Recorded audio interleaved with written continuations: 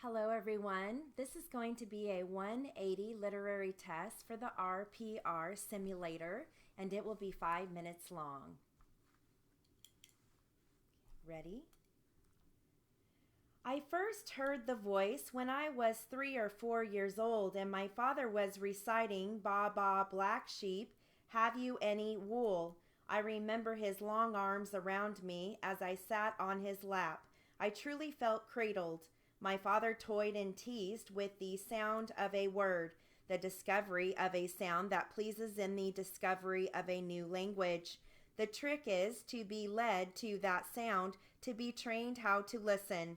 My father, like many fathers, anticipated the joy his child might feel at hearing a word stretched and pulled. He pressed his tongue against the roof of his mouth, pursed his lips, forced a bit of extra air out of his lungs, and produced a wonderful sound, wool. Yes, sir, 3 bags full. Then it was time for bed. Throughout my childhood, my father created for me moments of fancy. He gave me hints, made suggestions that led me to the discovery of my imagination. One autumn afternoon, when my legs were finally long enough, I took an empty peach basket and set it upside down beside the apple tree in our yard. That tree was shaped like a Y, the trunk in the middle with the 2 thick branches leading up in different directions. My older brother and sister had long ago conquered the tree, so for me it was really important to join in their boasts.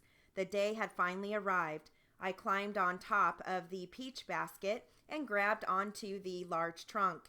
With a great effort, I began to pull myself up slowly until I managed to throw a leg over one branch, and there I finally sat with my legs straddled, what once belonged exclusively to the big kids. I felt like I finally belonged to that group. I did not realize that my father was watching me from the side of the house. He called out, "So you've made it." "Yes," I eagerly shouted back.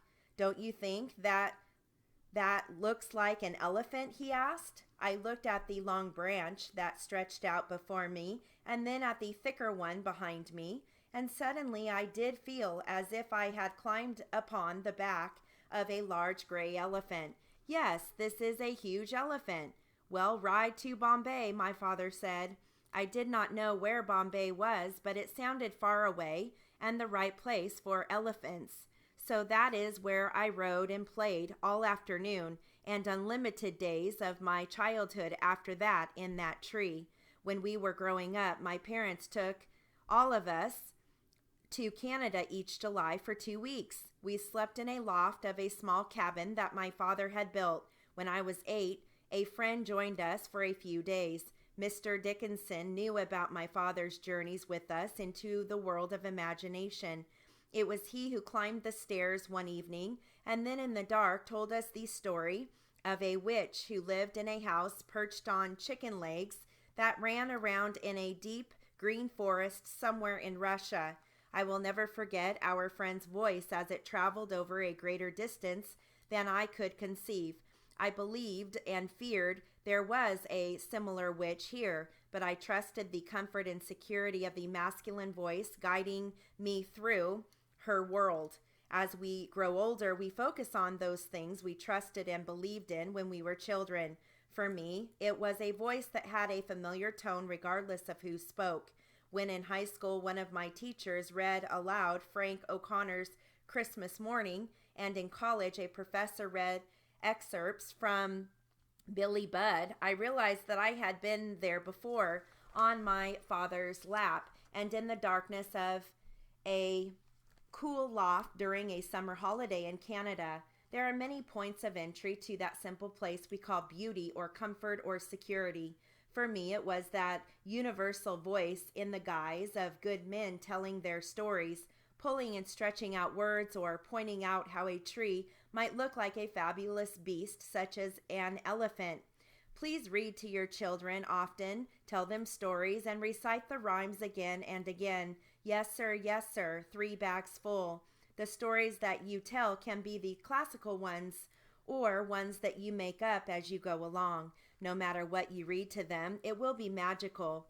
I often hear parents say they don't read to their kids because they would rather play video games. If you set rules such as no video games 1 or 2 hours before bedtime, then you won't have to compete with those types of things. Studies have shown that children remember and cherish the times that they've had with their family members, along with playing board games with family members over playing electronic games. In my household, we have a tradition called high-low. Each evening before everyone goes to bed, we go around and share one thing that was the high of the day and one thing that was the low of their day. When we first started doing this, my kids would grumble about having to do it. Now, if we miss a day, they let us know that we missed it. Doing this simply opens up a dialogue and allows each person to share how their day went. Everyone feels special, not to mention the memories that we are making. Okay, so we do have a small word list.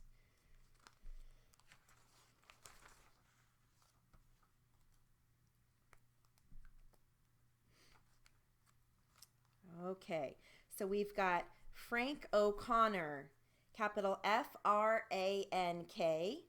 O'Connor, capital O, apostrophe, capital C-O-N-N-O-R. Christmas morning, capital C-H-R-I-S-T-M-A-S, and then morning, capital M on morning. We've got Billy Budd, capital B-I-L-L-Y, Bud, capital B-U-D-D. Russia, capital R-U-S-S-I-A. Canada, capital C-A-N-A-D-A. Let's see here. We've got Mr. Dickinson, capital D-I-C-K-I-N-S-O-N.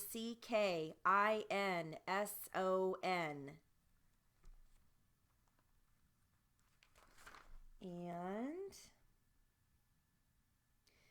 that looks like that's it for the word list. Okay, and good luck with the 180 Literary for the RPR Simulator. Have a great day.